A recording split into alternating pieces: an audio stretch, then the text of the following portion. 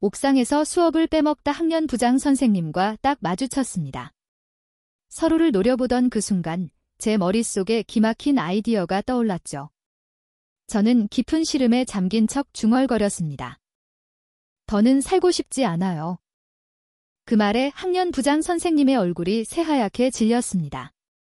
저는 슬픔이 가득한 얼굴로 벽에 기댔습니다. 선생님, 전 너무 쓸모없는 아이예요. 아무리 노력해도 성적은 오르지 않고 부모님과 선생님 기대를 저버렸어요. 전 죽어 마땅해요.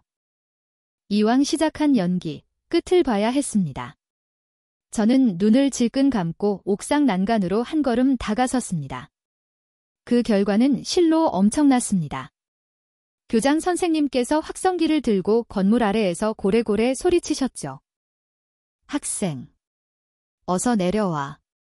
공부 못해도 괜찮아. 우리 학교 전교 1등 고현우 학생이 너 공부 가르쳐주기로 했어. 옥상에는 세찬 바람이 불었고 제 근처에 서 계시던 학년 부장 선생님의 가발이 위태롭게 펄럭였습니다. 아래를 내려다보니 운동장은 이미 구경꾼 학생들로 가득 차 있었죠. 그래, 어서 내려와. 연우 학생이 동의했다니까. 교장 선생님의 목소리는 다급함에 갈라져 있었습니다. 모든 시선이 제게 쏠린 상황. 저는 슬그머니 뒤로 물러섰습니다. 여기서 더 버티다간 정말 큰일 나겠다 싶었거든요. 학년 부장 선생님이 달려와 제 어깨를 끌어안으셨습니다. 얘야, 무사해서 다행이다. 정말 다행이야.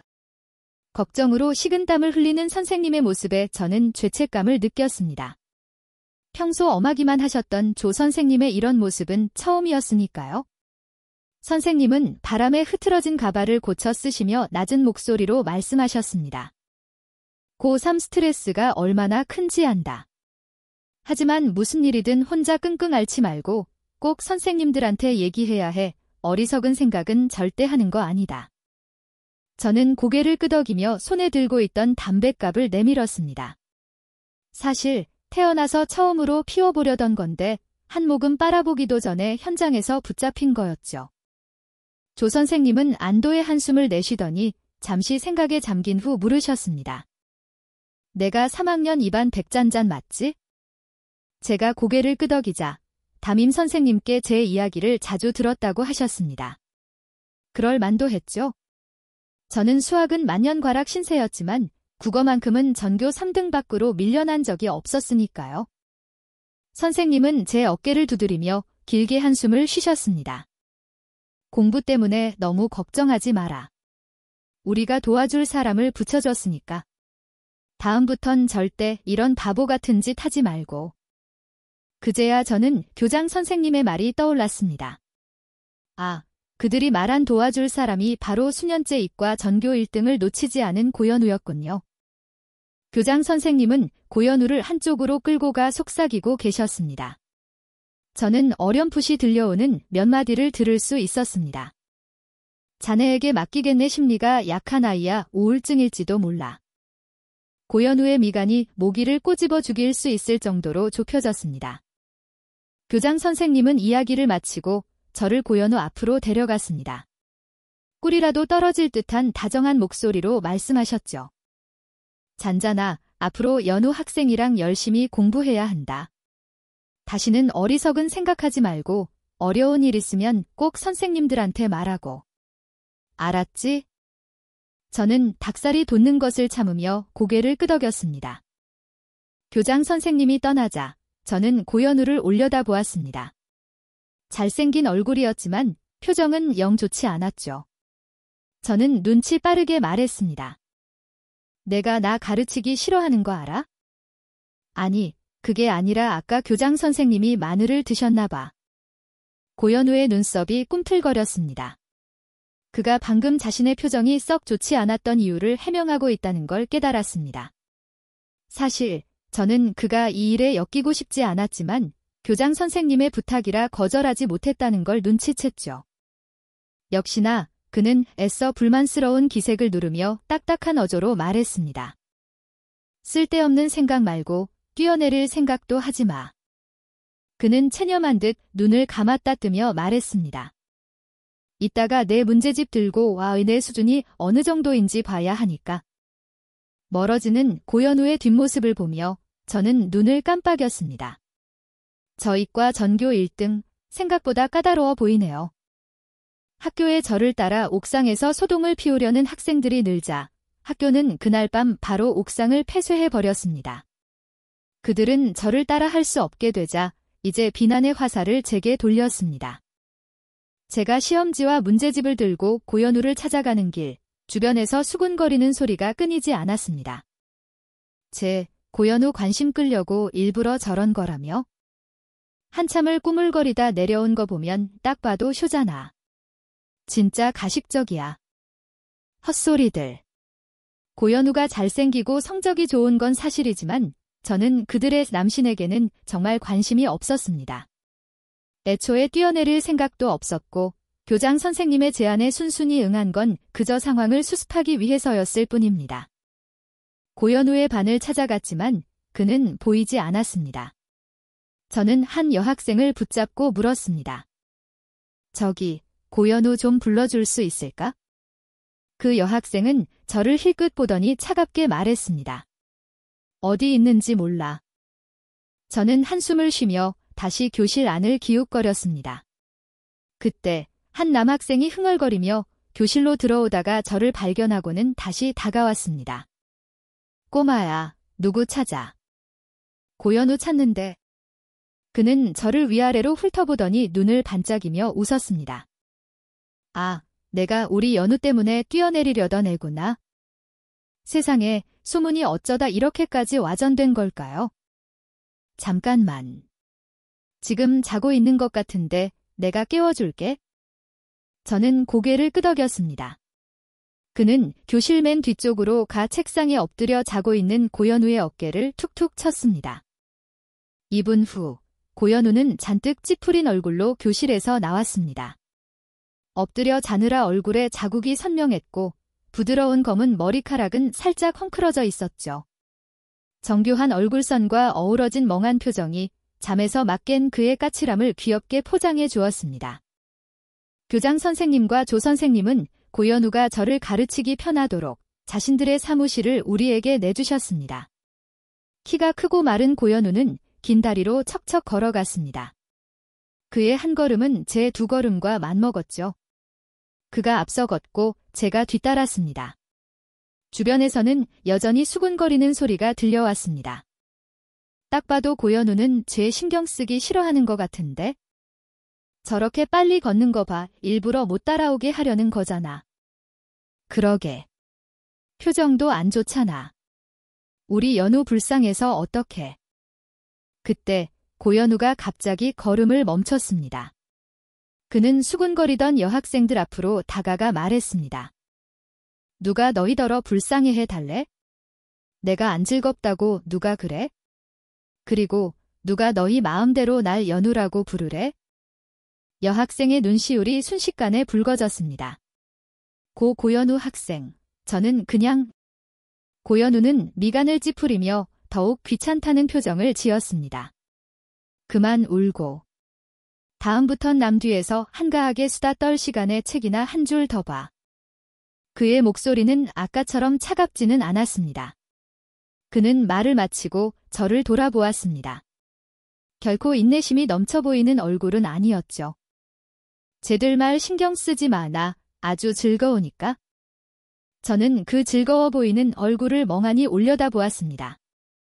사무실에는 교장 선생님과 조 선생님이 자리를 비워 저와 고현우 단둘만 남았습니다. 고현우는 자리에 앉아 제게 시험지를 건네받았습니다. 그는 시험지를 빠르게 훑어보더니 아름다운 미간을 서서히 찌푸렸습니다. 너 머리를 돌에 맞았냐? 하지만 곧 무언가 생각난 듯 말투를 바꿨습니다. 아니, 생각보다 나쁘진 않네. 기본은 되어 있구나.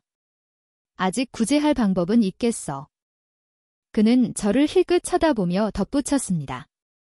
물론 내가 굳이 뛰어내리겠다면 나도 어쩔 수 없지만. 저는 고개를 끄덕였습니다. 그는 문제집에 몇 문제를 동그라미 치며 말했습니다. 이거 먼저 풀어. 다 풀면 답지랑 맞춰보고. 이해 안 되면 여러 번 읽어봐. 그래도 정말 모르겠으면 그때 물어봐. 정말 박목형 과외네요. 그는 말을 마치자마자 책상에 다시 엎드려 잠을 청했습니다. 저는 펜을 들고 문제를 풀기 시작했습니다. 한참 풀고 있는데 갑자기 사무실 문이 열리는 소리가 들렸습니다. 교장 선생님과 조 선생님이 돌아오신 거였죠. 저는 펜으로 잠든 고현우를 쿡쿡 찔렀습니다. 일어나 봐. 선생님들 오셨어. 고현우가 몽롱한 눈으로 고개를 들었습니다. 짜증이 섞인 눈빛이었죠. 그는 상황을 파악하고는 제게 펜을 달라고 했습니다. 이 문제는 아주 간단해. 개수가 2라는 걸 알면 이 공식을 쓰기만 하면 돼, 알겠어? 저는 그가 도대체 어느 문제를 말하는 건지 전혀 몰랐지만 교장 선생님이 들어오시는 걸 보고는 재빨리 맞장구를 쳤습니다. 아, 응. 알겠어. 교장 선생님은 우리 둘을 보시고는 만족스러운 듯 고개를 끄덕였습니다. 그래, 계속하렴. 난 방해하지 않을 테니. 교장 선생님이 나가시자마자 저는 물었습니다. 방금 내가 말한 문제가 어떤 거였어? 고현우는 잠이 덜 깬 얼굴로 나른하게 눈을 뜨며 말했습니다. 아무 문제도 아니야? 그냥 지어낸 거야? 넌 계속 문제나 풀어. 난 좀 더 잘게. 그는 다시 책상에 엎드렸습니다. 아, 수학은 정말 제 평생의 원수입니다. 몇 문제 풀다 보니 인내심이 바닥나 저는 답지를 펼쳐 베끼기 시작했습니다. 고현우가 잠에서 깼을 때 그의 기분은 한결 좋아 보였습니다. 그는 제 문제집을 힐끗 보더니 느릿하게 말했습니다. 다 풀었어. 모르는 부분은 없고? 저는 그의 눈을 마주했습니다. 제발 나 좀 귀찮게 하지 말라고 쓰여 있는 것 같았죠. 그래서 저는 얌전히 고개를 저었습니다. 고현우의 눈에 칭찬의 빛이 스쳤습니다. 저를 보는 눈빛도 한결 부드러워졌죠. 그는 눈을 가늘게 뜨고 제 문제집을 훑어보더니 이해가 안 된다는 듯 미간을 찌푸렸습니다. 이 문제들 꽤 간단한데 풀이가 왜 이렇게 길어? 저도 고개를 숙여 문제집을 봤습니다. 그러고 보니 정말 풀이가 좀 기네요. 하지만 답지에 그렇게 쓰여 있었는걸요.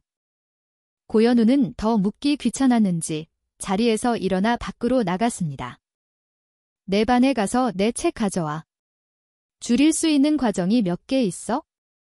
저는 긍하고 대답하고는 짐을 챙겨 허둥지둥 그를 뒤따랐습니다. 그는 걸음이 빨라 금세 저를 앞질러 갔습니다. 제가 한참 뒤처진 것을 깨달은 그는 고개를 돌려 저를 보았습니다. 우리는 수십 미터의 거리를 두고 눈이 마주쳤죠. 저는 그의 얼굴에 다시 짜증이 스치는 것을 보았습니다. 그리고 그의 시선이 제 다리에 닿자 그는 순간 입을 다물었습니다. 저는 총총걸음으로 그를 따라잡았습니다. 그는 제 다리를 보며 말했습니다. 다리도 짧은 게 무슨 투신이야. 뭐. 뛰어내리면 죽지 않아도 장애인이 되거나 반신불수가 되거나 다리를 잘라야 할 수도 있어. 그는 눈을 가늘게 뜨고 말했습니다. 내 다리는 이렇게 짧은데 여기서 더 자르면 이만큼밖에 안 남을걸? 그는 손으로 길이를 묘사했습니다. 저는 그의 손짓을 따라 몇 센티미터인지 가늠해 보았습니다. 그는 고개를 숙여 저를 보며 드물게 인내심을 갖고 한 글자 한 글자 힘주어 말했습니다. 그리고 아까 걔들이 한 말은 그냥 방귀 뀌었다고 생각해. 그의 표정은 사뭇 진지해서 조금 무서워 보이기까지 했습니다.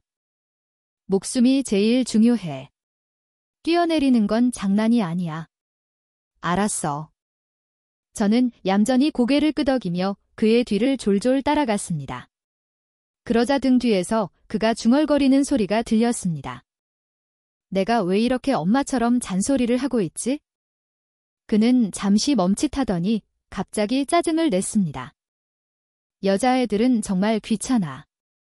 옥상 소동은 어쨌든 작은 일이 아니었기에 조 선생님은 제 부모님을 학교로 부르셨습니다. 엄마에게서 전화가 왔죠. 사무실에서 저는 평소처럼 얌전히 엄마 옆에 앉아 있었습니다.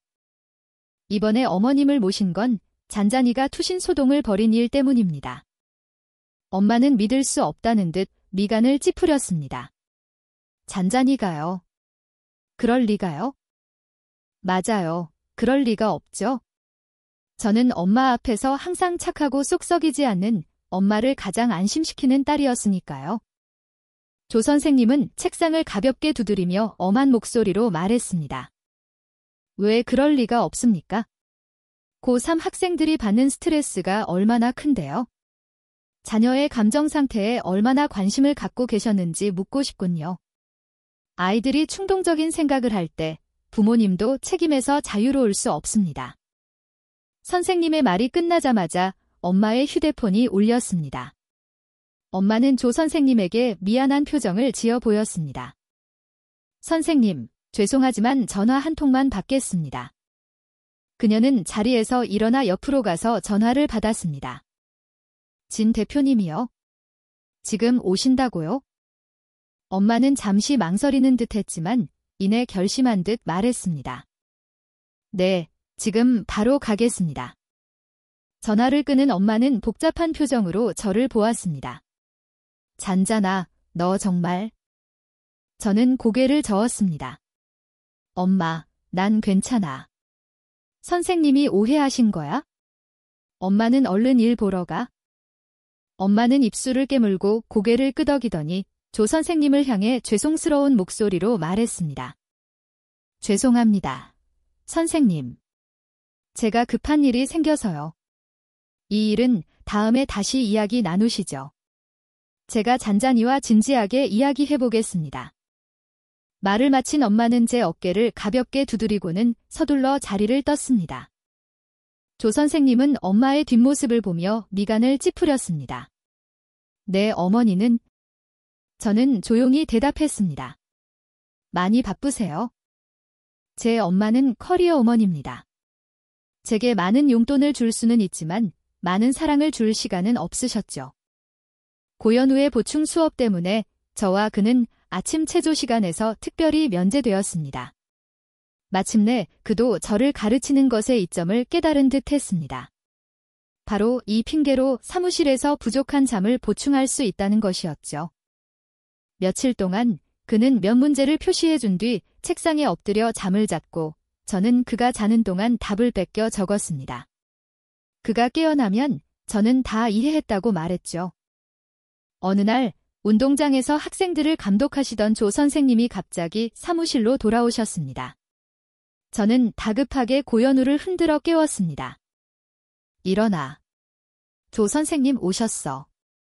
그는 몽롱하게 눈을 뜨고 펜을 들고는 예의 그 수법을 다시 시작했습니다. 자, X의 정의역이 이렇다고 가정하면 이렇게, 그리고 이렇게 풀 수 있어? 그는 정말 졸렸는지 눈을 반쯤 감고 펜을 든 손은 나른하게 움직였습니다. 종이 위에는 공식이나 숫자 대신 그저 검고 구불구불한 선들만 가득했죠. 조 선생님은 이미 바로 옆에 와 계셨습니다. 저는 재빨리 고개를 끄덕였습니다. 네. 이해했어요. 좋아. 그럼 다음 문제로 넘어갈까? 하지만 조 선생님은 떠나지 않으셨습니다. 고연우는 어쩔 수 없이 계속했습니다. 자, 이 문제를 봐. F, X의 값을 아니까 이렇게 추론할 수 있고 그 다음에 이렇게 맞아. 그리고 이렇게 그는 피곤함에 긴 속눈썹마저 파르르 떨었고 목소리는 점점 작아져 중얼거림에 가까워졌습니다. 마지막으로 주어진 조건에 대입하면 맞아. 결과는 6이 나와. 문제 없지? 그는 꾸벅꾸벅 졸며 말했고 목소리는 점점 느려졌습니다. 저는 긴장해서 손바닥을 꽉 쥐었습니다. 조 선생님은 왜 아직도 안 가시는 걸까요? 제가 고개를 들어 선생님을 보려던 순간 선생님이 갑자기 제게와 고연우 사이로 고개를 들이밀며 소리쳤습니다. 목소리에 힘 좀 줘. 밥 안 먹었어? 지금 잔잔이한테 설명하는 거야? 혼잣말하는 거야? 저는 숨을 참았습니다. 고현우는 순식간에 잠이 확 깼습니다. 그는 재빨리 낙서로 가득한 종이를 뒤집었습니다. 조 선생님은 그 모습을 보고 더욱 못마땅해 하셨습니다. 쓸 데가 없어서 뒤집어. 종이가 아깝지도 않아? 고현우는 문제지를 힐끗 보고는 태연하게 뒷면에 공식 한 줄을 썼습니다. 선생님, 아까 너무 가까이 오셔서 침이 좀 튀었습니다. 조 선생님은 몸을 일으켜 세우고는 태연하게 가발을 고쳤으며 말했습니다. 그래, 계속해라.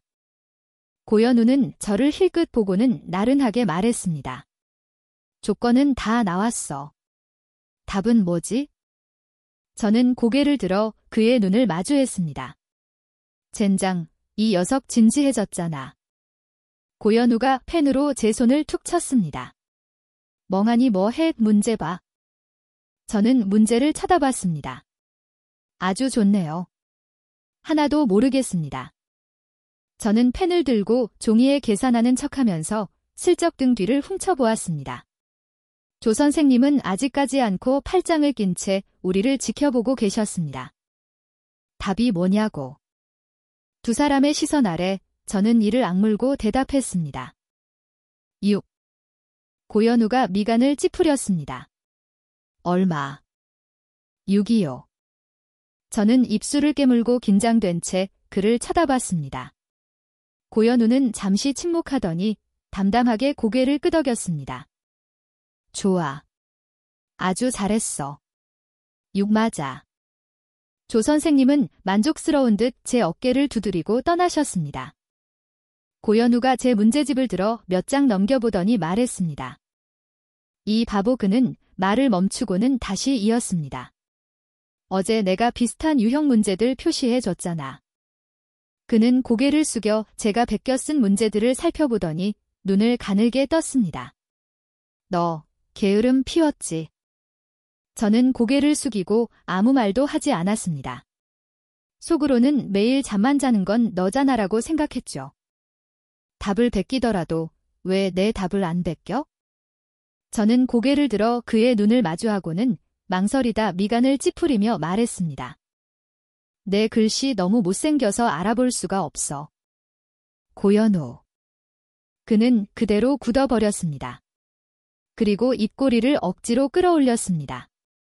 내 글씨가 못생겼다고? 방금 그 말 똑똑히 들었다. 그는 저를 바보라고 놀렸지만 먼저 잘못한 건 그였잖아요. 그래서 저는 단호하게 고개를 끄덕이며 말했습니다. 응, 내가 본 남자애 중에 글씨 제일 못생겼어. 고현우는 정말 화가 난 것 같았습니다. 우리는 여전히 체육 시간에 보충 수업을 계속했습니다. 여전히 저는 제 문제를 풀고 그는 그의 잠을 잤습니다. 여전히 조 선생님이 오실 때마다 그는 제게 문제를 설명해주는 척했습니다. 하지만 저는 그가 정말 화가 났다는 걸 알 수 있었습니다. 잠을 잘 때조차 제게 등을 돌리고 잤으니까요. 꼭 필요한 대화를 제외하고 우리는 아무 말도 하지 않았습니다. 가끔 답을 다 베껴 쓰고 나면 저는 턱을 괴고 그의 동그란 뒤통수를 멍하니 바라보곤 했습니다. 인정하지 않을 수 없었죠. 성격은 까칠해도 외모는 정말 출중하다는 것을요. 뒤통수마저 남들보다 예뻤습니다. 그렇게 며칠이 지나고 학교에서는 월말고사가 있었습니다. 그날도 저와 고현우는 사무실에서 보충 수업을 했죠. 이번 시험에서도 그는 어김없이 전교 1등을 차지했습니다. 이과 과목 점수는 여전히 무시무시할 정도로 높았다고 합니다. 저는 평소처럼 답을 뺏겨 쓰고는 멍하니 그의 뒤통수를 바라보았습니다. 고현우는 대체 무슨 고민이 있을까? 잘생겼지, 공부 잘하지, 집안도 빵빵하다던데 굳이 고민을 꼽자면 글씨가 정말 못생겼다는 것 정도일까요? 그 시간 동안 조 선생님은 오지 않으셨고 저와 고현우는 대화할 기회도 없었습니다. 체육 시간이 끝나고 학생들이 교실로 돌아올 때 저는 짐을 챙겼습니다. 그는 여전히 책상에 엎드려 자고 있었죠. 그 완고한 뒤통수를 보고 저는 잠시 고민하다 그를 깨우지 않고 나가기로 했습니다. 제가 막 떠나려던 순간 그가 벌떡 일어났습니다. 새까만 얼굴로 그는 저를 차갑게 스쳐 지나갔습니다. 저는 그의 분노가 어디서 온 건지 이해할 수 없었습니다. 분명히 먼저 말을 걸지 않은 건 그였는데요. 기숙사로 돌아가는 길, 저는 주변 사람들이 수군거리는 소리를 들었습니다. 오늘 아침 학교에 길고양이 한 마리가 나타나 학생 몇 명을 놀라게 한 뒤 사라졌다고 합니다. 아까 조 선생님이 오지 않은 건 보안팀을 이끌고 고양이를 잡으러 갔기 때문이었죠. 기숙사로 돌아가는 길, 저는 희미하게 고양이 울음소리를 들었습니다.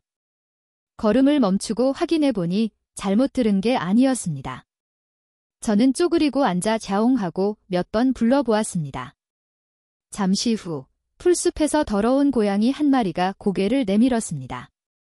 아침에 소동을 일으켰던 그 길고양이인 것 같았습니다. 조 선생님과 보안팀이 아직 잡지 못한 모양이었죠. 저는 원래 고양이를 좋아했습니다. 비록 꾀죄죄하고 말랐지만 눈은 촉촉하고 반짝거려 무척 사랑스러웠습니다. 제가 몇 번 더 부르자 녀석은 천천히 다가왔습니다. 얼마 지나지 않아 저는 원하던 대로 녀석의 머리를 쓰다듬을 수 있었습니다.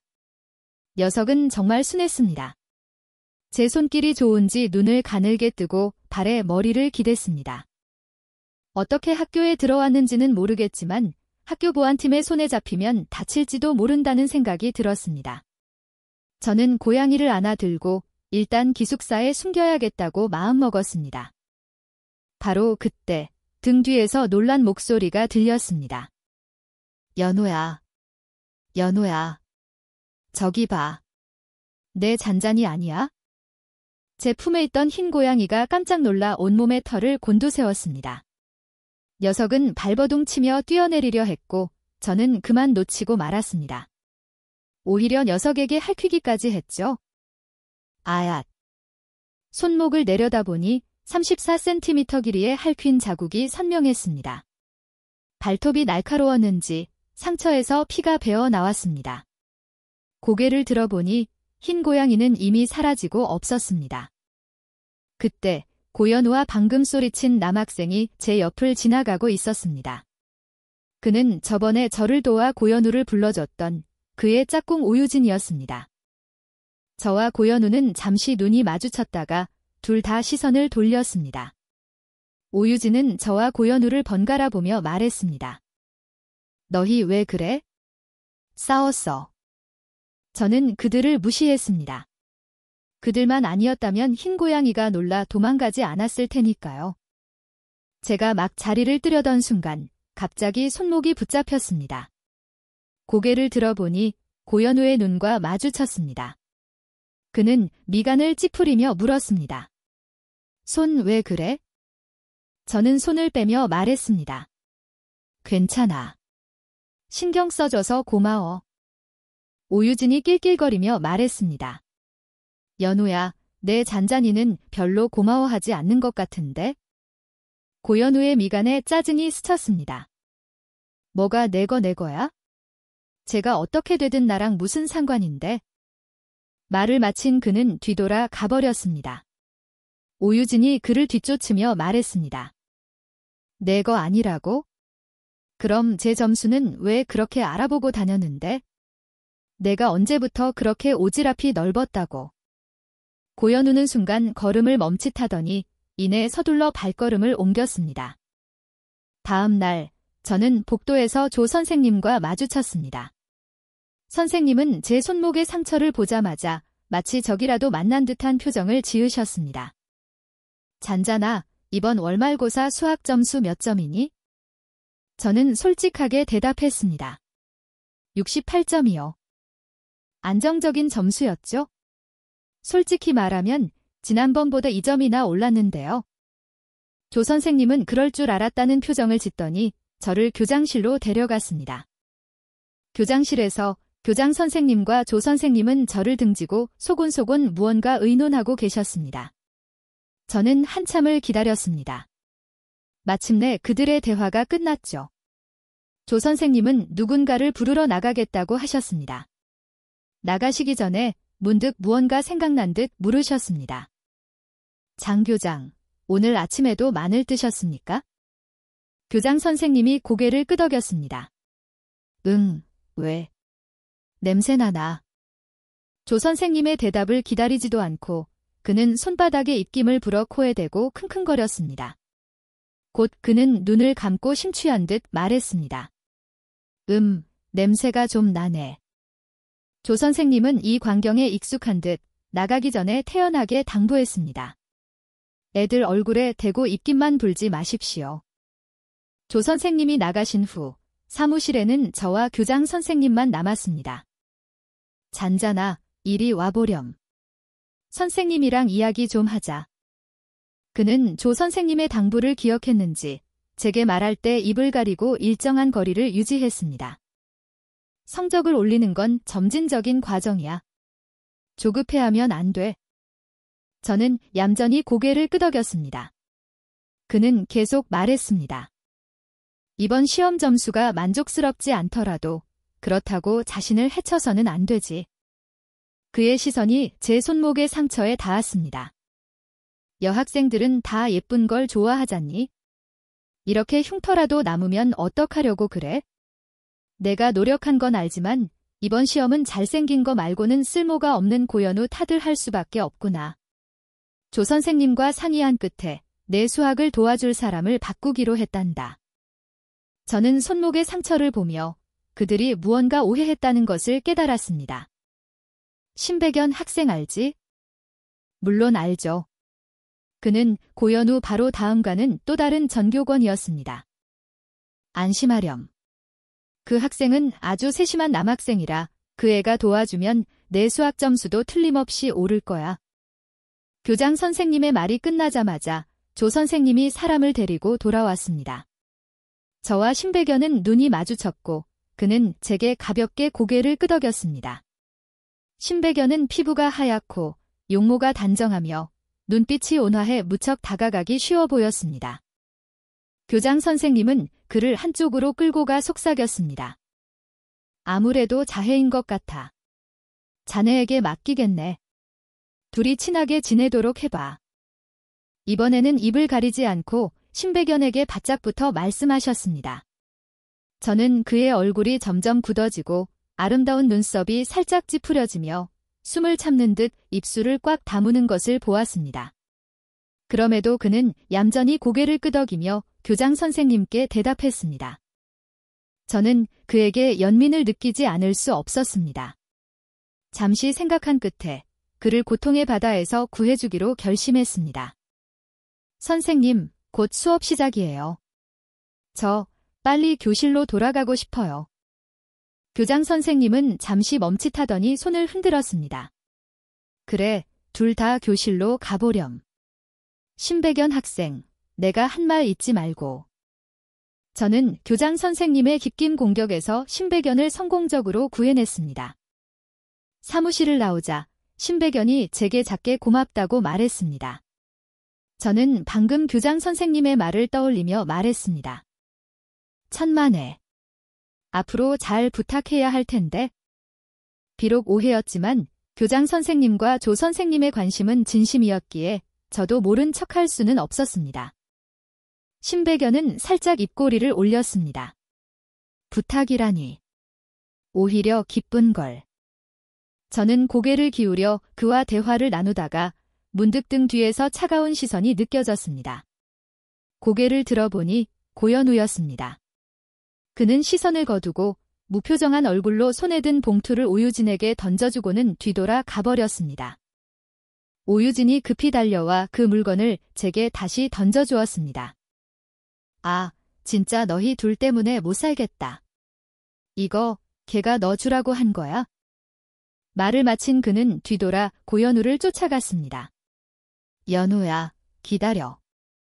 고연우의 반을 찾아갔을 때 저는 우연히 화장실에 다녀오던 오유진과 마주쳤습니다. 그는 무척 반가워했습니다. 세상에, 우리 조상님, 드디어 오셨군요. 나 심심해 죽는 줄 알았어요. 그는 저를 교실 뒷문으로 끌고 가 고현우를 가리켰습니다. 쟤 지금 뭐 하는지 알아? 저는 그가 가리키는 방향을 보았습니다. 고현우는 고개를 숙이고 무언가를 쓰고 있었지만 영 마지못해 하는 것 같았습니다. 미간은 굳게 찌푸려져 있었고 펜을 쥔 손에는 힘이 잔뜩 들어가 마치 펜과 종이가 원수라도 된 듯 했습니다. 그야말로 불쾌함이 눈에 보이는 수준이었죠. 저는 고개를 저었습니다. 뭐 쓰는데? 오유진이 한숨을 쉬었습니다. 글씨 연습. 무슨 충격을 받았는지 모르겠는데 지금 나도 쟤한테 말 걸기 무서워.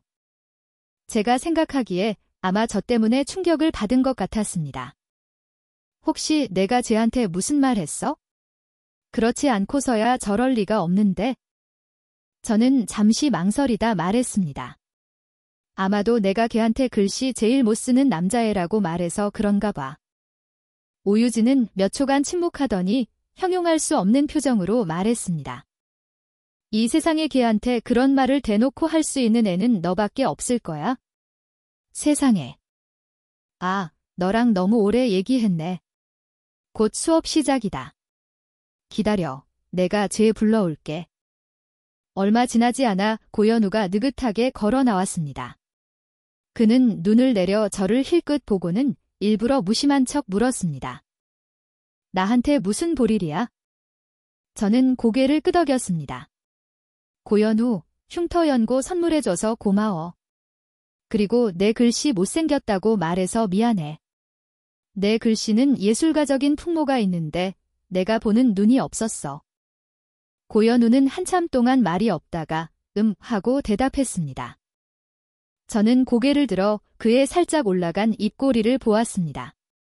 그는 섬세하고 아름다운 외모를 가졌으면서 지금은 일부러 무심한 척 고개를 숙이고 있었습니다. 마치 응석바지 도도한 고양이 같았죠. 저는 인부주 입꼬리를 올렸습니다. 문득 고현우가 꽤 귀엽다는 생각이 들었습니다. 그가 제 성적 향상에 별 도움은 안 됐지만 제가 투신 소동을 벌였을 때 진심으로 걱정해줬다는 사실은 부정할 수 없었습니다. 오유진의 말대로 고현우는 부유한 집에서 태어나 어려서부터 떠받들어지며 자랐을 겁니다. 제가 그런 말을 했으니 조금 삐치는 것도 이해할 만했죠. 게다가 그는 옹졸하게 굴지 않고 제게 약까지 선물해줬습니다. 제가 몰상식하게 굴 이유는 없었죠. 저는 시계를 보았습니다. 곧 수업 시작이었습니다. 고현우, 앞으로는 신백연이 나 가르쳐 줄 거야.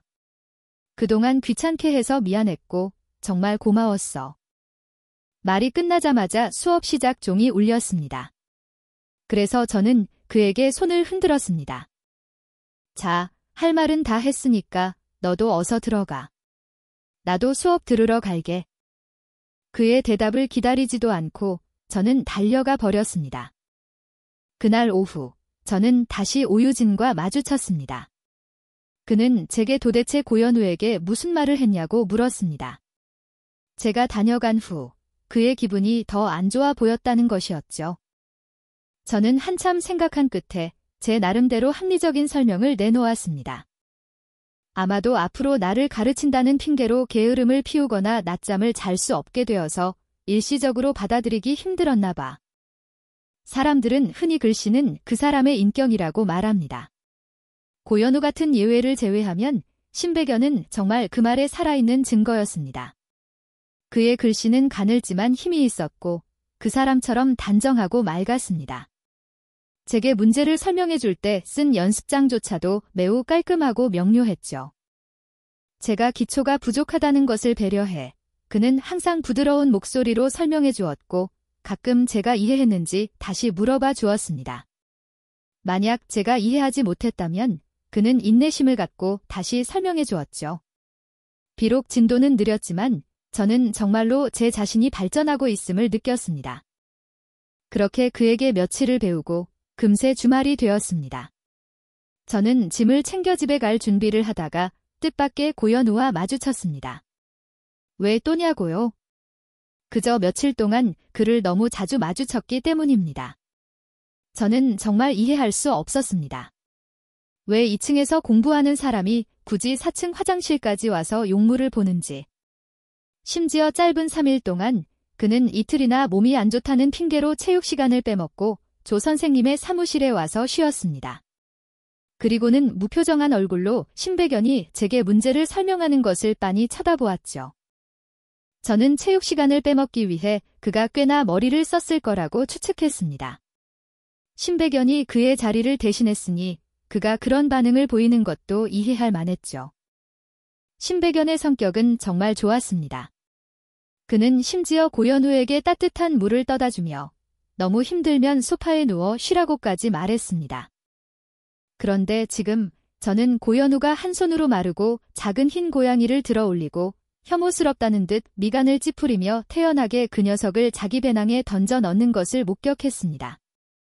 아마도 그가 베푼 가장 큰 다정함은 배낭 지퍼를 닫을 때 주먹만 한 틈을 남겨 녀석이 숨을 쉴 수 있게 해준 것일 겁니다.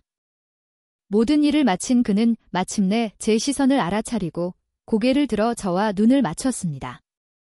우리 둘은 아무 말 없이 침묵했습니다. 그때 흰 고양이가 틈새로 고개를 내밀고 저를 향해 자웅하고 울었습니다. 고현우는 태연하게 녀석의 머리를 다시 밀어넣고 지퍼를 조금 더 닫으며 낮은 목소리로 경고했습니다. 얌전히 있어? 그러고 나서 그는 아무 일도 없었다는 듯 배낭을 메고 돌아서 가버렸습니다. 저는 그 고양이가 며칠 전 제가 봤던 바로 그 흰 고양이라는 것을 알아차렸습니다. 아직 학교에 남아있을 줄은 몰랐네요. 저는 서둘러 그를 뒤쫓으며 물었습니다. 어디서 찾았어? 어디로 데려가는 거야? 고현우는 걸음을 멈추지 않았습니다. 지가 알아서 나한테 와서 시비 걸더라. 어디로 데려가냐는 질문에 그는 태연하게 저를 힐끗 쳐다보며 의미심장한 목소리로 말했습니다. 말 안 듣는 고양이는 당연히 집에 데려가서 삶아 먹어야지. 저는 당연히 그가 고양이를 삶아 먹을 거라고 믿지 않았지만 계속해서 그의 뒤를 따랐습니다. 그리고 저는 그와 함께 고양이를 동물병원에 데려가 건강검진을 받고 목욕을 시키고 마침내 그의 집까지 따라갔습니다.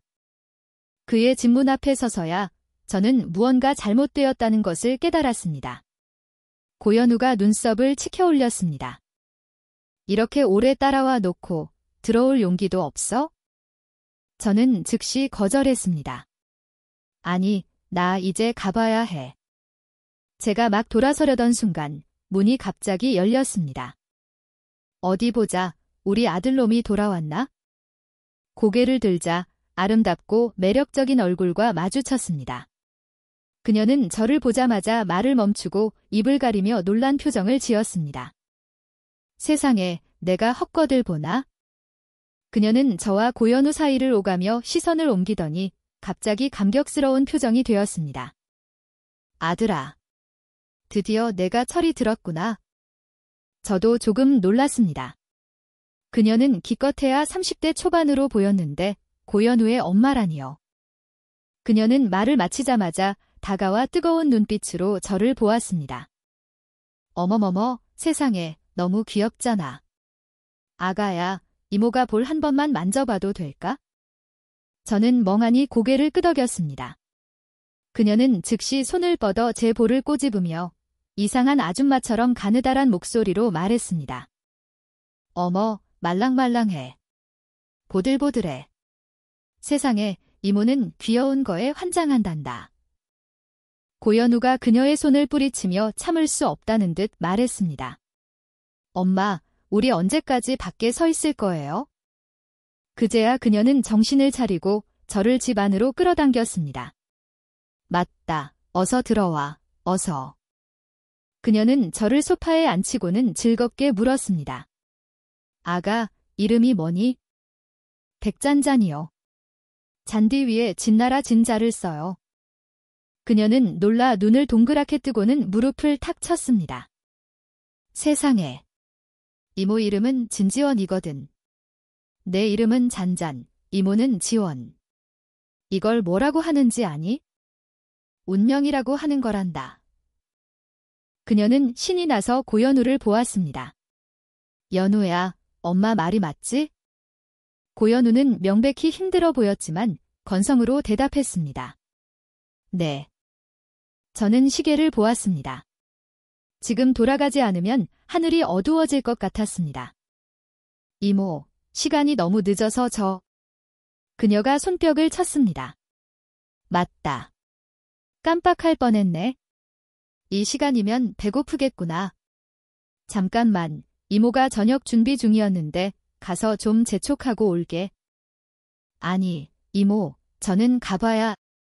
맞다. 연우야, 엄마가 사오라고 한 간식 어디 있니? 어서 잔잔이한테 줘서 요기하게 해. 엄마는 마실 것 좀 가져올게. 제가 말을 다 끝내기도 전에 그녀는 서둘러 주방으로 음료수를 가지러 갔습니다. 고현우는 이 상황에 익숙한 듯 나른하게 저를 힐끗 보며 태연하게 말했습니다. 급한 일 있으면 우리 엄마가 알아채기 전에 얼른 도망가. 곧 이모님이 돌아왔습니다. 텅 빈 테이블을 보고는 표정이 점점 심각해졌습니다. 내 간식 어디 갔어? 고현우가 흰 고양이를 들어 올렸습니다. 여기. 저는 그가 동물병원에 가느라 간식 사는 걸 잊어버렸을 거라고 짐작하고 서둘러진 이모님께 설명하려 했습니다. 그녀는 고개를 숙여 몇 초간 생각하더니 혼잣말처럼 중얼거렸습니다. 아, 엄마가 알지. 이건 사랑의 메신저 고양이구나. 그녀는 다가가 흰 고양이를 안아 들고는 안타깝게 말했습니다. 어머나, 우리 불쌍한 아가 이렇게 말랐어? 걱정 마, 이 엄마가 있으니 널 돼지처럼 살찌우지 못하면 그건 다 엄마 탓이야. 고현우가 미간을 찌푸렸습니다. 며칠만 데리고 있을 거예요. 입양 보낼 사람 찾을 거고요. 진 이모님이 즉시 반대했습니다. 안 돼. 우리 집 행운의 고양이를 어떻게 남한테 보내? 그러고는 신이 나서 저를 보았습니다. 잔잔아, 우리 같이 이름 지어주자. 이모 생각엔 기년이 어때? 별로예요. 고현우, 이모님이 눈썹을 치켜 올렸습니다. 고현우는 나른하게 말했습니다. 키우고 싶으면 키워요. 대신 이름은 흰둥이로 해요. 저는 순간 멈칫하고 복잡한 눈빛으로 고현우를 올려다보았습니다. 신백연과 친해진 후 저는 그를 백연아라고 불렀습니다. 그때 고현우도 사무실에 있었으니 모를 리가 없었죠. 고현우는 제 시선을 알아차리고 태연하게 설명했습니다. 털이 하얘니까 흰둥이라고 부르는 게 뭐가 문제야? 저는 입꼬리를 억지로 끌어올렸습니다. 문제 없어. 그가 무슨 생각을 했는지 갑자기 기분이 아주 좋아 보였습니다. 흰둥아, 이리 와서 내 대부님께 절 3번 해라. 앞으로 맛있는 거 사줄게. 저는 결국 진 이모님의 열정을 이기지 못하고 저녁까지 얻어먹게 되었습니다. 식탁에서 고현우가 문득 무언가 생각난 듯 진 이모님께 말했습니다. 엄마, 백잔잔네 어머님께 전화 한 통 드려요? 진 이모님이 고개를 끄덕였습니다. 맞다. 내가 잔잔이를 이렇게 붙잡고 밥 먹이는 건 예의가 아니지. 그녀는 휴대폰을 꺼내 들었습니다. 잔잔아, 어머님 전화번호가 어떻게 되니? 이모가 전화해서 말씀드려야겠다. 저는 고개를 저었습니다. 괜찮아요. 저희 엄마는 일 때문에 바쁘셔서 저한테 별로 신경 안 쓰세요. 진 이모님은 동의하지 않았습니다. 어떻게 자식한테 신경 안 쓰는 엄마가 있겠어? 안 돼, 이모가 꼭 전화해야 해. 어쩔 수 없이 저는 엄마의 전화번호를 알려드렸습니다. 예상대로 그녀는 몇 번이나 전화를 걸었지만 아무도 받지 않았습니다. 고현우가 미간을 찌푸리며 무례하게 말했습니다. 너네 엄마 문제 있어? 이 시간까지 내가 어디 있는지도 안 물어보고 전화도 안 받고. 저는 순간 얼어붙었습니다. 그렇게 대단한 그녀가 어떻게 문제가 있는 사람이겠어요? 결국 그녀가 저에게 관심이 없을 뿐이죠. 진 이모님이 고현우를 째려보았습니다. 쓸데없는 소리 하지 마. 그녀는 제 그릇에 반찬을 덜어주며 다정하게 말했습니다. 어머님이 바쁘셔서 못 받으셨을 거야. 이따 다시 전화 오시겠지? 자, 많이 먹으렴. 저는 갑자기 코끝이 찡해졌습니다. 감사합니다. 이모님. 식사 후, 진 이모님은 저를 차로 데려다 주겠다고 하셨습니다. 제가 거절의 말을 꺼내기도 전에 그녀의 휴대폰이 울렸습니다. 네, 제가 방금 전화드렸습니다. 잔잔히 어머님 맞으시죠? 다름이 아니라 저는 그 자리에 멍하니 서 있었습니다. 1분 후 전화가 끝났습니다. 진 이모님은 제 얼굴을 가볍게 쓰다듬으며 눈을 가늘게 뜨고 웃었습니다. 거봐. 이모가 말했지? 그냥 못 받으신 거라고. 어떻게 자식한테 관심 없는 엄마가 있겠어? 방금 너무 시끄러운 접대 자리에 계셔서 못 들으셨대. 지금 바로 너 데리러 오신다고 하네. 진 이모님의 너무나 다정한 목소리 때문인지 아니면 정말 엄마가 일을 제쳐두고 저를 데리러 온다는 사실을 믿기 어려워서인지 제 눈시울이 갑자기 붉어졌습니다. 진 이모님은 안타까워하며 제 얼굴을 쓰다듬었습니다. 어머나, 왜 눈이 빨개졌어? 저는 코를 훌쩍였습니다. 이모님, 저 괜찮아요. 진 이모님은 문득 무언가 생각난 듯 손뼉을 쳤습니다. 어머님이 오시려면 아직 좀 걸릴 테니 잔잔아, 이리 와봐. 이모가 재미있는 거 보여줄게. 그녀는 제 귀에 대고 신비롭게 속삭였습니다. 이모가 우리 고현우 녀석 흑역사 사진 보여줄게. 옆에 있던 고현우가 미간을 찌푸리며 불쾌하게 말했습니다. 둘이서 내 흉 봐요? 진 이모님은 그를 무시하고 제 손을 끌고 갔습니다. 가면서 중얼거렸죠. 이모가 말해주는데 이거 보고 평생 안 웃으면 이모가 지는 거야? 하하 그녀의 손바닥에서 전해지는 온기를 느끼며 저는 작게 대답했습니다. 혹시 여장 사진이에요? 진 이모님의 목소리에 아쉬움이 묻어났습니다. 그 녀석이 어릴 때부터 얼마나 영악했는지. 이모도 입히고 싶었는데 감히 강요했다가는 자기 립스틱으로 온 집안에 낙서하겠다고 협박하더라니까. 진 이모님은 방에 들어가 앨범 한 권을 꺼내왔습니다. 제게 보여주기도 전에 먼저 웃음을 터뜨렸죠. 어릴 때 멍청했어. 스파이더맨이나 아이언맨 같은 슈퍼히어로를 좋아했거든. 그녀는 앨범을 펼쳐 사진 한 장을 가리켰습니다. 이것 봐, 이게 걔 코스프레 사진이야. 하하, 이 옷을 제일 좋아했어. 파란 상의에 빨간 바지? 이거 몇 장이나 있다니까? 자기가 입겠다고 졸라서 입힌 거야. 내가 억지로 입힌 거 아니고. 웃겨 죽겠어. 이모는 볼 때마다 웃음이 터져. 하하하. 저는 앨범 속 사진을 보았습니다. 사진 속 어린 연우는 빨간 바지를 입고 슈퍼맨과 똑같은 포즈를 취하고 있었습니다. 사진 속 눈빛만 봐도 그가 얼마나 듣게 했는지 알 수 있었죠. 앳되고 정교한 얼굴이 지금의 고현우와 겹쳐 보였습니다. 몇 초 후, 저는 웃음을 참지 못하고 터뜨렸습니다. 둘이서 뭐 보고 웃어요? 고현우의 목소리가 갑자기 들렸습니다. 저는 고개를 돌려 그가 문에 기대어 저와 진 이모님을 경계하는 눈빛으로 보고 있는 것을 보았습니다. 그의 시선이 앨범에 닿자 그는 갑자기 굳어버렸습니다. 진 이모님은 조금도 미안해하지 않고 껄껄 웃었습니다. 내 잘생긴 빨간 바지 사진 감상 중이었지? 고현우는 웃음을 참는 제 표정과 마주하고는 굳은 얼굴로 입꼬리를 끌어올렸습니다. 그렇게 웃겨?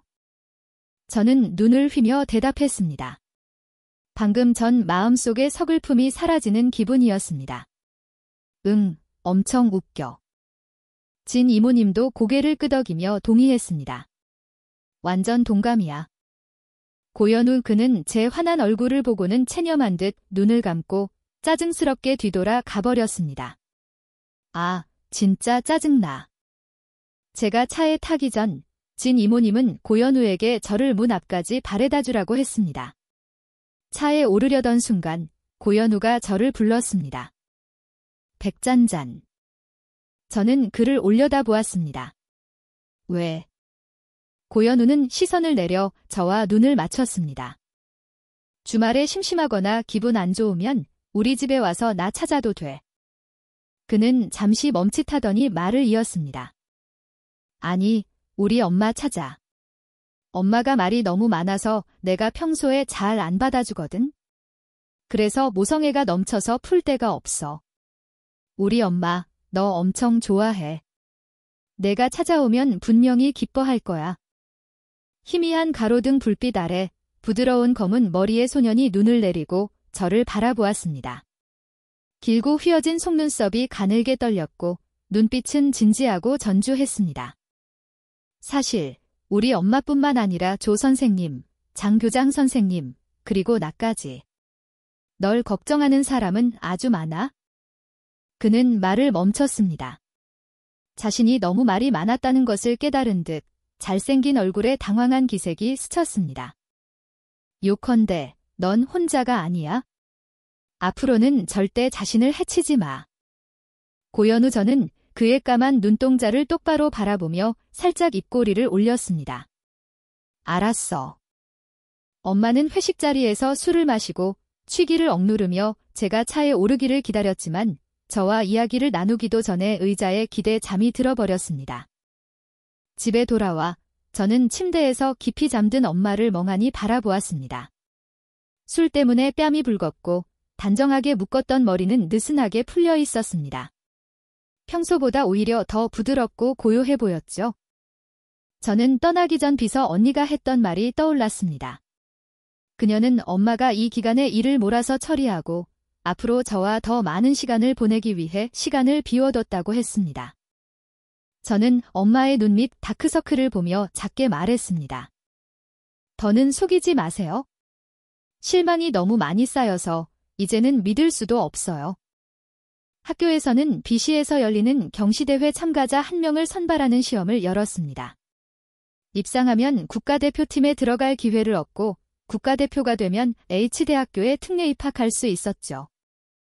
제가 이 사실을 알았을 때 저와 신백연은 사무실에서 공부하고 있었습니다. 조 선생님은 고현우를 불러 두 사람을 한쪽으로 데려가 의논했습니다. 이번은 드문 기회라 학교에서도 매우 중요하게 생각하고 있다. 너희 둘 다 훌륭하지만 자리는 하나뿐이야. 앞으로 너희 두 사람의 성적을 지켜보고 그걸 바탕으로 1명을 선발할 거다. 문제 없지? 저는 호기심에 그쪽을 쳐다보았습니다. 그렇게 복잡하게 할 필요 없어요. 고현우가 저를 힐끗 보며 나른한 목소리로 말했습니다. 제 보내주세요. 조 선생님이 낮은 목소리로 말했습니다. 고현우, 잘 생각해. 이건 큰 기회야. 너희 둘 실력이면 국가대표팀에 들어갈 가능성이 아주 높아. 필요 없어요. H대는 제가 알아서 들어갈 수 있어요. 그는 조 선생님께 손을 흔들고 떠나면서 즐겁게 신백연의 어깨를 툭 쳤습니다. 백연아, 파이팅! 고현우가 자진해서 포기한 덕분에 경시대회 출전권은 결국 신백연에게 돌아갔습니다. 저는 고현우를 찾아가 왜 이런 기회를 포기했는지 물었습니다. 그는 신백연을 영원한 2등으로 두기 미안해서 그에게 실력을 뽐낼 기회를 양보했다고 말했습니다. 그는 또 신백연이 대회에 나가는 게 좋다고 했습니다. 평소에 자신을 따라잡으려고 힘들게 공부하고 저까지 가르치느라 고생했는데 너무 뒤처지면 더 불쌍해질 거라고요. 제가 착각하는 건지는 모르겠지만 이 말을 할 때 고현우의 기분은 눈에 띄게 좋아 보였습니다. 나중에 오유진을 만났는데 그는 그날 사무실에서 돌아온 고현우가 미친 사람처럼 아침 내내 미소를 지으며 글씨 연습을 했다고 말했습니다. 이틀 후 고현우는 다시 본업으로 돌아왔습니다. 맞습니다. 신백연이 떠나자 학교는 고민 끝에 저를 가르치는 중책을 다시 고현우에게 맡겼습니다. 사무실에서 신백연은 고현우에게 인수인계를 했습니다. 그는 고현우에게 다정하게 말했습니다. 요즘 잔잔이랑 이 부분까지 공부했는데 아직 확실히 이해하지 못했어. 내가 이어서 해주면 돼. 그리고 걔가 문제 푸는 게 좀 느리니까 내가 좀 더 인내심을 가져야 할 거야. 고현우는 무표정한 얼굴로 그의 말을 들었습니다. 몇 분 후 그는 결국 참지 못하고 말했습니다. 알았어, 알겠다고. 신백연은 잠시 말을 멈췄습니다. 알았어. 떠나기 전 그는 저를 돌아보며 말했습니다. 잔잔아, 열심히 공부해. 돌아왔을 때 내가 발전한 모습을 볼 수 있기를 바랄게. 고현우는 차가운 얼굴로 신백연에게 상기시켰습니다. 너 이제 가봐야 할 텐데. 그날 오후 신백연은 비행기를 타고 비시로 갔습니다. 나중에 오유진을 만났는데 그는 그날 오후 고현우가 또 미친 사람처럼 미소를 지으며 글씨 연습장 남은 반권을 다 채웠다고 했습니다. 다음 날 고 선생님이 정식으로 부임했습니다. 사무실에서 저는 그의 눈 밑에 선명한 다크서클을 보고 놀라서 물었습니다. 어젯밤에 뭐 했어? 고현우가 자리에 앉으며 담담한 목소리로 말했습니다. 너 줄 자료 정리했어? 내 기초가 너무 약해서 교과서랑 참고서는 안 맞아. 앞으로는 내가 준비한 자료로 공부해. 먼저 이 개념부터 보고 그 다음에 이 문제 풀어. 시간 제한은 5분. 5분 뒤에 검사할 거야. 저는 약하게 손을 들어 반대했습니다. 5분은 너무 짧아. 그가 즉시 말을 잘랐습니다. 안 돼, 이 문제는 어렵지 않아. 제대로 이해하면 2분이면 풀어. 그리고 시험장에서는 시간 연장 같은 거 없어. 무조건 5분이야? 저는 입을 삐죽였습니다. 알았어. 그는 말을 마치자마자 글씨 연습장을 꺼내 들었습니다. 그는 태연하게 몇 글자를 쓰더니 고개를 들어 제 눈을 마주했습니다. 뭐해, 멍하니. 벌써 1분 지났어. 아, 맞다. 말 안 했는데 시간 초과하면 집에 가서 추가로 연습해야 해. 고현우가 진지해지면 이렇게 무서운 줄 몰랐습니다. 그의 압박 아래 저는 눈물을 흘리며 문제를 풀었지만 학습 효율이 눈에 띄게 향상되었다는 사실은 부정할 수 없었습니다. 쉬는 시간이 거의 끝날 무렵 저는 문제 하나를 다 풀고 그를 부르려다가 그가 고개를 살짝 숙인 채 펜을 든 자세 그대로 움직이지 않는 것을 발견했습니다. 눈 밑 다크서클이 그렇게 선명한데 지금까지 버틴 것도 대단했죠. 저는 그를 살짝 찌르며 작은 목소리로 불렀습니다. 고현우, 나 다 풀었어. 그가 눈을 떴습니다. 졸음에 몽롱한 눈빛이었지만 연습장에 쓰인 글씨를 보자마자 정신이 번쩍 드는 듯 했습니다. 그의 눈에 당황한 빛이 스쳤고 제가 반응하기도 전에 그는 재빨리 그 종이를 찢어 쓰레기통에 던져버렸습니다. 저는 그의 행동을 보고 이해가 안 돼서 물었습니다. 왜 찢어? 고현우는 입술을 꽉 다물고 부자연스러운 목소리로 말했습니다. 너무 못 써서. 그때 복도에서 시끄러운 소리가 들렸습니다. 체조를 마친 학생들이 교실로 돌아오는 소리였죠. 고현우는 오늘은 일단 여기까지라는 말을 남기고 자리에서 일어나 휙 나가버렸습니다. 저는 그가 쓰레기통에 던진 종이를 의아하게 쳐다보았습니다. 못 썼을 리가 없는데. 그는 한동안 글씨 연습을 했고 저는 그의 현재 글씨체를 본 적이 있었습니다. 신백연의 글씨체와는 전혀 달랐죠. 그의 글씨는 그 사람처럼 자유분방하고 힘이 있었으며 오만하고 날카로웠습니다. 예전 글씨체와는 천지 차이였죠. 호기심을 참지 못하고 저는 그 종이를 주워 펼쳐보았습니다. 몇 초 후 저는 소스라치게 놀라며 급히 종이를 다시 쓰레기통에 던져버렸습니다. 고현우의 엄격한 요구 아래 제 수학 성적은 눈에 띄게 향상되었습니다. 그럼에도 조 선생님과 교장 선생님은 여전히 저를 사무실로 불러 근황을 묻곤 하셨습니다. 그들의 눈에 담긴 관심이 너무나 뚜렷해서 저는 매번 감동하지 않을 수 없었습니다. 수능날이 점점 다가왔습니다. 어쩐 일인지 최근 엄마가 집에 계시는 횟수와 시간이 눈에 띄게 늘어났습니다. 심지어 제게 말하는 말투도 이상할 정도로 부드러워졌죠. 하루하루가 지나고 제 수학 점수는 정체기에 들어섰습니다. 몇 번의 시험에서 계속 120점대에 머물렀죠. 수능 한 달 전 신백연이 학교로 돌아왔습니다. 예상대로 그는 국가대표팀에 선발되어 H대학교 특례 입학 자격을 얻었습니다. 조 선생님 사무실의 분위기는 다소 무거웠습니다. 고현우는 미간을 찌푸리고 심각한 얼굴로 눈앞의 시험지를 뚫어져라 쳐다보고 있었습니다. 그는 그렇게 5분 동안이나 쳐다보고 있었죠.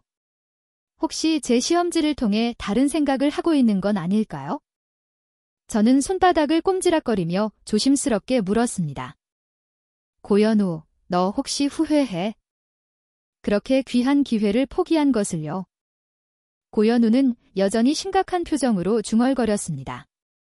7번, 16번, 20번 다 틀리면 안 되는 문제인데. 그러고 나서야 그는 고개를 들어 저를 보았습니다. 아, 방금 뭐라고 했어? 나. 신백연이 특례 입학을 하게 되자 학교에서는 그에게 제 과외를 다시 맡기고 고현우는 시험 준비에 집중하게 할 생각이었습니다. 저는 고현우를 찾아가 이 사실을 말했습니다. 고현우, 남은 기간은 그냥 신백연이 나 가르쳐주게 하자. 너는 수능 준비에 집중해. 고현우는 잠시 침묵하더니 무표정한 얼굴로 되물었습니다. 왜? 그때 그의 손에는 제가 엉망으로 푼 시험지가 들려 있었습니다. 방금 그의 굳은 표정을 떠올리며 저는 작은 목소리로 말했습니다. 내가 너무 멍청해서 내 시간을 뺏고 싶지 않아. 고현우는 그 말을 듣고 얼굴이 차갑게 굳더니 피식 웃었습니다. 신백연이 돌아와서 그런 거겠지? 어쩐지 요즘 문제 풀 때 건성건성이더라니. 그 녀석한테 배우고 싶어서 안달이 났었구나. 좋아, 내 마음대로 해. 그는 시험지를 책상에 던져두고 뒤돌아 가버렸습니다. 다음 날 고현우는 오지 않았습니다. 사무실에서 신백연은 고현우가 늘 앉던 자리에 앉았습니다. 잔잔아, 돌아와서 내가 이렇게 발전한 걸 보니 정말 기쁘다. 남은 기간 동안 우리 잔잔아. 저는 정신을 차리고 멍하니 고개를 끄덕였습니다. 앞으로 잘 부탁해. 그날 오후 저는 참지 못하고 고현우를 찾아 그의 반으로 갔습니다. 하지만 오유진은 그가 저를 만나고 싶어 하지 않는다고 말했습니다. 마음이 시큰거렸습니다. 며칠 동안 공부에 집중할 수 없었습니다. 분명 신백연은 제게 아주 다정하고 성심성의껏 가르쳐주는데 저는 자꾸만 차갑고 엄격했던 고현우가 떠올랐습니다. 저는 인정했습니다. 후회하고 있다는 것을요. 금요일, 저는 신백연을 찾아가 모든 것을 솔직하게 이야기했습니다. 저는 그에게 고현우의 가르치는 방식에 익숙해졌으며 그동안 귀찮게 해서 미안하다고 말했습니다. 신백연은 이미 예상했다는 듯 살짝 입꼬리를 올리며 웃었습니다. 내가 요즘 계속 멍하니 있는 거 일찍부터 알아챘어. 저는 조금 부끄러워져서 작은 목소리로 말했습니다. 알아챘구나. 미안해. 신백연은 다정하게 웃었습니다. 괜찮아. 내가 오래 떠나 있었으니 내가 익숙하지 않은 것도 당연하지. 그가 그렇게 편안하게 말해주니 저는 갑자기 마음이 가벼워졌습니다. 눈을 휘며 웃었죠. 그러고 보니 내가 H대 특례 입학한 거 아직 정식으로 축하도 못했네. 신백연은 작게 한숨을 쉬며 저를 보고 웃었습니다. 하나를 얻으면 하나를 잃는 법이지. 고현우는 저를 만나주지 않았기에 저는 직접 그의 집으로 찾아갔습니다. 제가 그를 찾았을 때 그는 소파에 기대 깊이 잠들어 있었고 옆에는 흰둥이도 몸을 말고 곤히 자고 있었습니다. 언뜻 보기에 두 부자의 자는 모습은 똑 닮았죠. 저는 고현우에게 가까이 다가가 그의 손바로 옆에 있는 노트를 발견했습니다. 들어서 보니 그가 저를 위해 특별히 만든 수능 전 마지막 한 달 학습 계획서였습니다. 저는 인부주 입꼬리를 올렸습니다. 며칠간의 우울했던 기분이 순식간에 가벼워졌습니다. 저는 그를 깨우지 않고 그가 깨어나면 이야기하기로 했습니다. 하지만 흰둥이가 먼저 제 냄새를 맡고 깨어나 갸옹 야옹 굴기 시작했습니다. 고현우는 녀석 때문에 미간을 찌푸리며 몸을 돌려 쿠션에 얼굴을 묻었습니다. 짜증 가득한 목소리로 말했죠. 또 울면 너 고양이탕 끓여 먹는다. 흰둥이는 마치 그 말을 알아들은 듯 저를 보며 계속 야옹, 야옹 굴었습니다. 마치 이르는 것 같았죠. 고현우는 더 이상 참지 못하고 짜증스럽게 고개를 들었습니다. 손에 잡히는 대로 쿠션을 집어들었죠. 그리고 웃음을 참고 있는 제 얼굴과 마주했습니다. 내가 왜 여기 있어? 저는 흰둥이를 안아들고 눈을 깜빡이며 진지하게 말했습니다. 오해하지 마. 난 흰둥이 보러 온 거야. 어느새 흰둥이는 통통한 고양이가 되어 있었습니다. 저는 녀석을 안아들고 동그란 엉덩이를 받쳐주었습니다. 고현우의 시선이 제 가슴에 놓인 흰둥이의 발에 닿았습니다. 그의 눈빛이 차갑게 빛났습니다. 정말. 저는 그의 말투에서 이가는 소리를 들은 것 같아 더 이상 그를 놀리지 못하고 솔직하게 말했습니다. 아니, 너 찾아왔어. 그는 잠시 멈칫하더니 눈을 가늘게 떴습니다. 나를. 고현우, 나는 역시 내가 가르쳐주는 게 더 익숙해. 나 용서해주면 안 될까? 고현우가 눈썹을 치켜 올렸습니다. 그럼 신백연은? 저는 고개를 들어 그의 눈을 똑바로 보며 진지하게 대답했습니다. 그 애한테는 다 설명했어. 고현우는 고개를 숙여 제 품에서 즐기고 있는 흰둥이를 보더니 손을 뻗어 녀석을 낚아채 방 쪽으로 걸어갔습니다. 저는 서둘러 그를 뒤쫓았습니다. 고현우, 나 다 설명했어. 그러니까 내가 계속 나 가르쳐주면 안 돼? 고현우는 걸음을 멈추고 밥그릇 앞에 흰둥이를 내려놓았습니다. 먹어. 좀 더 크면 중성화할 수 있겠다. 나. 고현우가 고개를 돌려 저를 보며 천천히 말했습니다. 내가 이렇게 바로 승낙하면 내 체면이 뭐가 되겠어? 저는 실망해서 아하고 소리를 냈습니다. 알았어. 고현우는 눈을 내려 저를 힐끗 보고는 갑자기 말투를 바꿨습니다. 내가 H대에 합격하면 널 용서해줄게. 그동안은 마지못해 계속 가르쳐주지. H대라니. 그는 H대 합격을 그렇게 가볍게 말하다니. 알겠다. 고현우 같은 사람에게 H대 합격은 어려운 일이 아니었겠죠. 제가 그에게 수능 준비에 집중하라고 한 것은 어떤 의미에서는 그의 능력을 얕본 것이었습니다. 계속 정체되어 있는 제 수학 점수를 떠올리며 저는 작은 목소리로 말했습니다. 고현우, 난 못할 것 같아. 고현우가 태연하게 말했습니다. 아, 흰둥아, 손님 배웅해드려. 그는 뒤돌아 가버렸습니다. 저는 잠시 생각한 끝에 용기를 내어 말했습니다. 좋아, 너랑 약속할게. 고현우가 몸을 돌려 저를 보았습니다. 그의 눈에 희미한 웃음기가 스쳤습니다. 그때 그는 제 발밑에서 이를 드러내고 끊임없이 야옹, 야옹 거리는 흰둥이를 발견하고는 이해가 안 된다는 듯 미간을 찌푸렸습니다. 얘 왜 이래? 저는 눈을 깜빡이며 상기시켜 주었습니다. 방금 내가 얘 중성화시킨다고 했잖아. 고현우.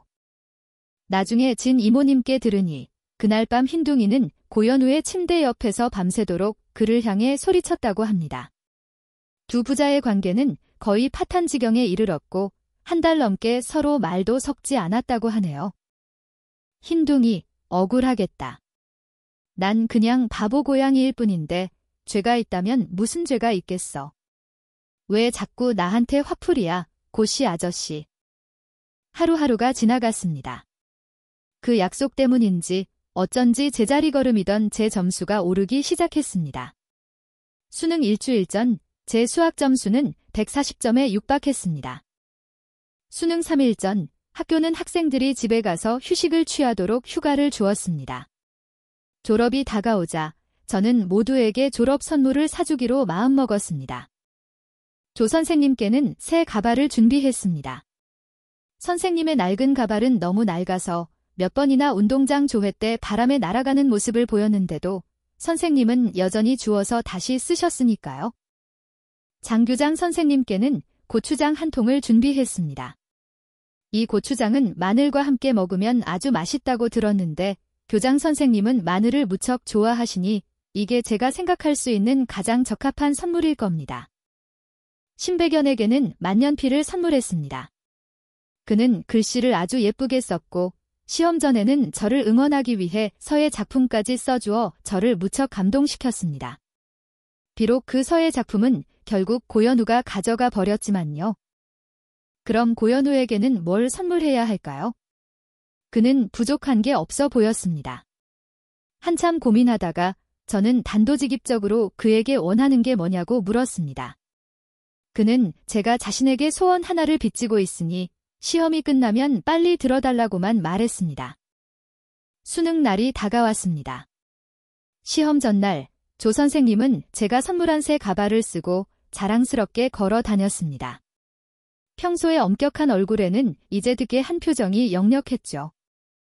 장 교장 선생님은 아침 식사로 양파에 고추장을 찍어 드셨는지 양손을 등 뒤로 짚고 미소를 지으며 각판을 돌며 축복의 말을 전했습니다. 여러분의 합격을 기원합니다. 마도 성공. 몇몇 학생들의 말에 따르면 그날 아침 자습 시간은 온통 양파 냄새로 가득했다고 합니다. 첫 과목 시험이 끝나고 교문을 나섰을 때 저는 뜻밖의 엄마를 보았습니다. 그녀는 진 이모님과 함께 서 있었는데 치파오를 입고 머리카락을 부드럽게 늘어뜨린 모습이 제가 알던 평소 모습과는 전혀 달랐습니다. 저는 그 자리에 얼어붙어 더듬거렸습니다. 엄마. 그리고 진 이모님을 보며 물었습니다. 두 분이 어떻게 같이 계세요? 제 기억 속에서 두 분은 전혀 관련이 없는 분들이었는데요. 진 이모님은 제게 윙크하며 장난스럽게 말했습니다. 놀랐지? 이 순간 제가 그동안 놓쳤던 사소한 디테일들이 뚜렷하게 떠올랐습니다. 지난 몇 달간 엄마가 집에 있는 시간이 늘어났고 저는 몇 번이나 엄마가 방에서 누군가와 다정하고 편안한 목소리로 통화하는 것을 우연히 목격했습니다. 일 이야기를 하는 것 같지는 않았죠. 그때 저는 엄마가 누구와 친구가 되었는지 궁금해했는데 그 사람이 진 이모님일 줄은 몰랐습니다. 저는 두 분이 언제부터 아는 사이였냐고 물었습니다. 진 이모님은 눈을 깜빡이며 웃었습니다. 비밀. 그녀는 저를 엄마 앞으로 끌고 갔습니다. 오늘 엄마 예쁘지? 항상 정장만 입던 엄마는 제 시선에 조금 부끄러운 듯 옷자락을 만지작거렸지만 그런 엄마의 모습은 제가 본 모습 중 가장 아름다웠습니다. 저는 고개를 끄덕이며 조금 멍하게 말했습니다. 네, 예뻐요. 그때 고현우도 교문 밖으로 나왔습니다. 진 이모님과 엄마를 보고도 그는 조금도 놀라지 않고 태연하게 물었습니다. 두 분 다 왜 그렇게 입었어요? 진 이모님은 눈을 가늘게 뜨고 웃으며 대답했습니다. 이 치파오는 말이지 시험에 한 번에 붙는다는 뜻이야. 진 이모님의 성격에 이런 일을 하는 건 이상하지 않았지만 엄마까지 따라할 줄은 몰랐습니다. 마음속이 따뜻해졌습니다. 저는 용기를 내어 엄마의 손을 잡고 말했습니다. 엄마, 오늘 정말 예뻐요. 엄마는 입술을 꽉 다물고 얼굴이 살짝 붉어졌습니다. 저는 방금 전 고현우의 태연한 표정을 떠올리고 그를 올려다보며 물었습니다. 너 두 분이 아는 사이인 거 오래전부터 알았지? 고현우는 고개를 끄덕이며 나른하게 대답했습니다. 쓸데없는 생각 말고 다음 시험이나 잘 봐. 나랑 한 약속 잊지 말고. 진 이모님이 즉시 끼어들었습니다. 무슨 약속? 너희 둘 혹시 사귀기로 한 거야? 쿨럭쿨럭 엄마가 궁금해하며 물었습니다. 뭘 사귄다고? 나. 고현우. 성적 발표 날 교장 선생님의 양파 냄새를 맡았던 학생들이 결국 모두 시험을 잘 봤다는 소문이 돌았습니다. 저는 이 사실을 증명할 수 있습니다. 시험 전에 장 교장 선생님은 저를 따로 불러 이야기하셨습니다. 한마디 한마디가 감동적이었죠. 잔잔아, 너는 예전에 압박감에 뛰어내리려고까지 했지만 결국 이겨냈지? 너는 똑똑한 아이야. 선생님은 내가 분명히 밝은 미래를 가질 거라고 일찍부터 알아봤단다. 선생님과 조 선생님은 여기까지밖에 함께 해줄 수 없어. 앞으로 무슨 일이 생겨도 쉽게 포기하지 않겠다고 선생님과 약속하렴. 알았지? 저는 감동해서 말을 잇지 못하고 그저 힘껏 고개를 끄덕였습니다. 네, 기억할게요. 감사합니다. 교장 선생님. 그래서 제 최종 결과는 아주 좋았습니다. 고현우에게 그가 저를 용서해줬는지 물어보기도 전에 그가 먼저 저를 찾아왔습니다. 백잔잔, 이제 약속을 지켜야 할 때 아니야? 저는 고개를 갸웃거렸습니다. 무슨 약속? 흰둥이가 자기를 용서해주려면 자기한테 엄마를 찾아달라고 했어. 내 말은 내가... 저는 살짝 입꼬리를 올렸습니다. 내가 뭐... 고현우는 잠시 멈칫하더니 입꼬리를 살짝 올리고는 아주 자연스럽게 제 손을 잡았습니다. 그럼 가자. 그 불효자 녀석 만나러. 한 달 넘게 나한테 말도 안 걸었어. 저는 작게 긍하고 대답하고 미소를 지으며 그의 손을 꽉 잡았습니다. 사실 저는 이미 오래전에 알고 있었습니다. 그가 쓰레기통에 버렸던 그 글씨 연습장 종이에는 한 줄 한 줄 온통 제 이름이 가득 쓰여 있었으니까요.